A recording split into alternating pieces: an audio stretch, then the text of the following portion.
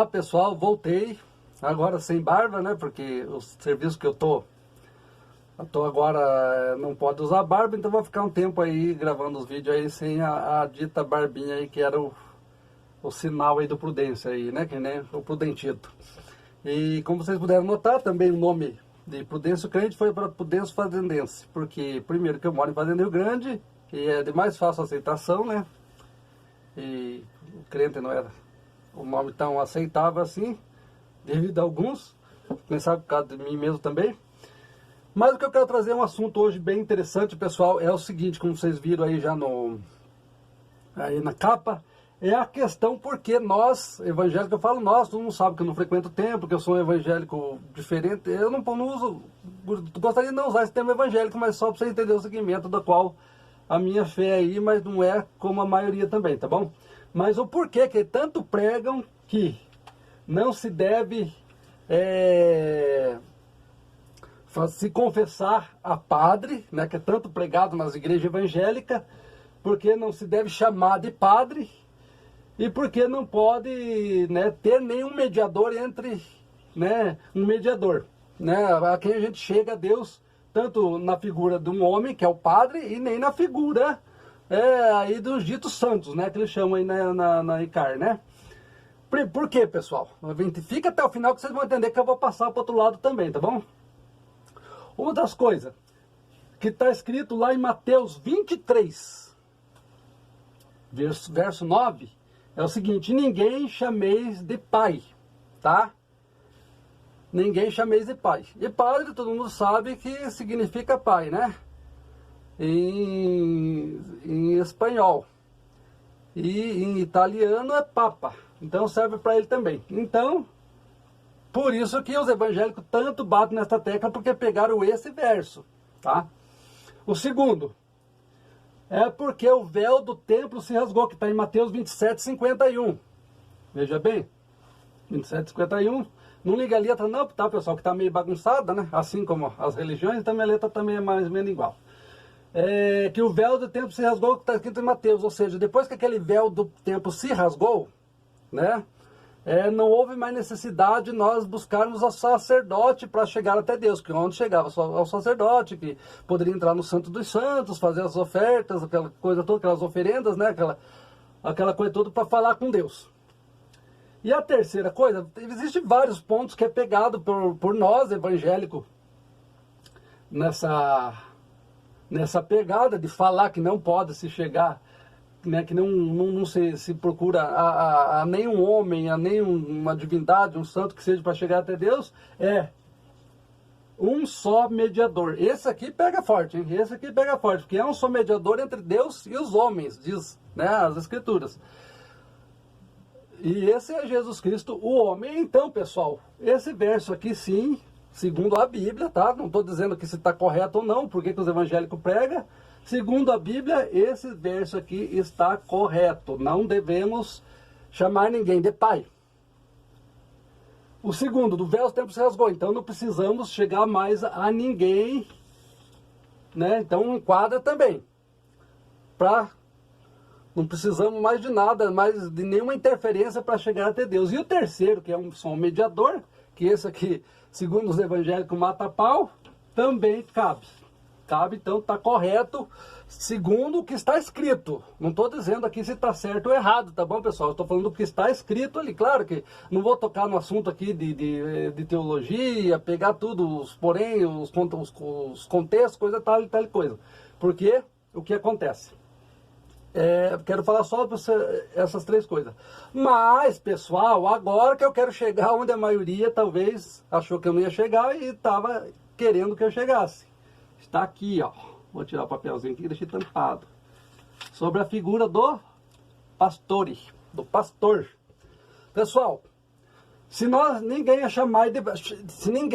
é para se chamar de pai, a não ser o nosso Deus. Porque os ditos evangélicos chama pastor ou aquele que levou para a fé, por dizer assim, de pai na fé. Não, é hipocrisia tremenda, pessoal. Se o padre não pode ser pai, porque a Bíblia fala que ninguém é chamado de pai, pode ser chamado de pai a não ser Deus, por que que chama o pastor ou aquele que o levou à fé de pai na fé? A segunda coisa, se o véu do templo se rasgou, para a gente falar direto com Deus, por que que toda porcaria que a gente vai fazer na vida, que às vezes a maioria é porcaria, a gente pede instrução, pede uma opinião, um direcionamento do pastor, tá infringindo também. Tá vendo aqui, pessoal?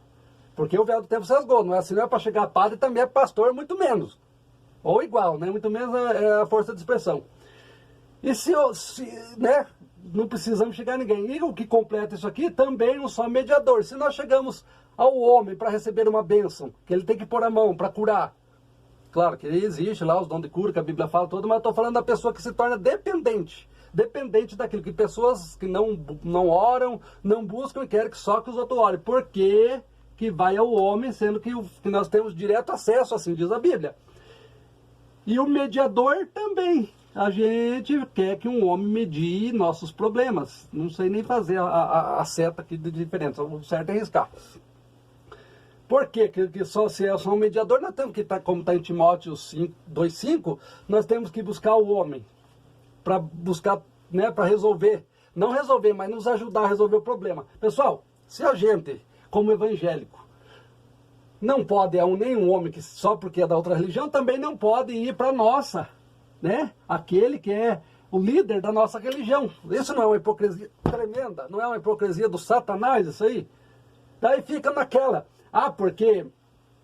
porque Paulo, né, se é que ele mesmo falou, né, está escrito lá que foi ele, mas se é que realmente houve essa citação, que Paulo falava de filhos na fé.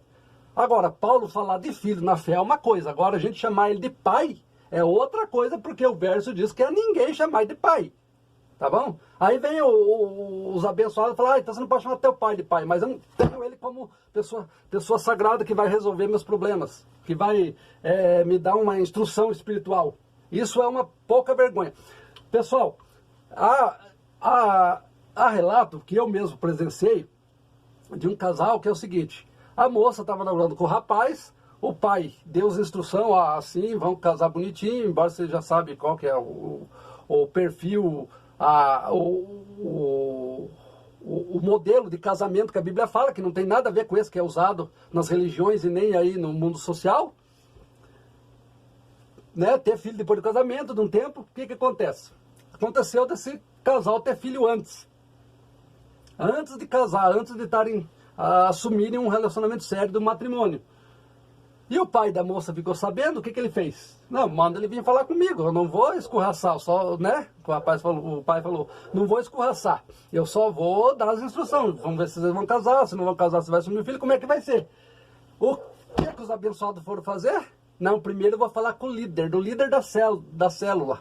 Ah, mas olha, quer dizer que além de não respeitar o que fala a Bíblia aqui, na questão de buscar a Deus para resolver os seus problemas e a sua própria inteligência, porque nem tudo você vai na Bíblia e nem tudo você vai deixar que Deus resolva por você, por isso que ele te deu um cérebro, deu inteligência, né? O que eles vão fazer? Nem o pai da moça, né, teve o direito de ter a primeira conversa, é o líder.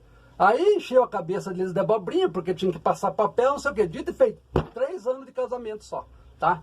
Claro que talvez se viesse falar com o pai ia dar até menos, mas essa não é a questão. A questão que pregam tanto, aqui que não pode chamar padre de pai, ele não pode buscar a padre para interferir nos seus problemas, né? Para ajudar, vamos dizer assim, nos seus problemas, e não pode ter ninguém como mediador, nem o dito santo, mas o pastor pode chamar de pai, porque levou ele para a igreja, ou aquele que inseriu ele na fé evangélica, ou pegar e consultar o pastor ou seu líder para alguns assuntos, e pedir que ele medir a bênção ainda, que dê a bênção dele. Não é o pai que tinha que dar a bênção, era o seu líder. É uma hipocrisia de um tamanho, pessoal, que chega a dar raiva. Por isso que também não existe, nem tem um verso na Bíblia que fale, que é o que está na capa aí,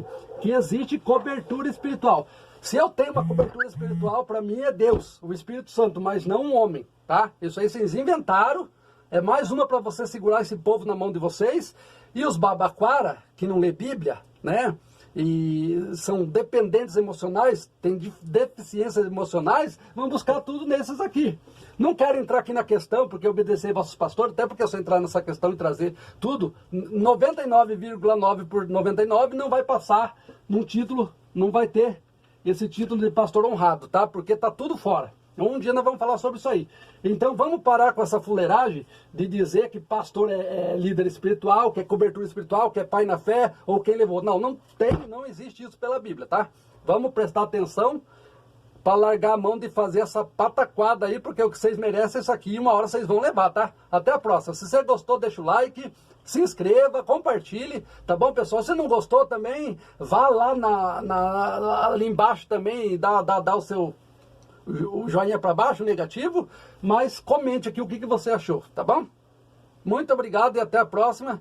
E largue mão de falar da religião dos outros e a tua tá cagada igual, tá bom? Agora, se não pior, tá? Porque o que nós temos visto aqui é isso aí.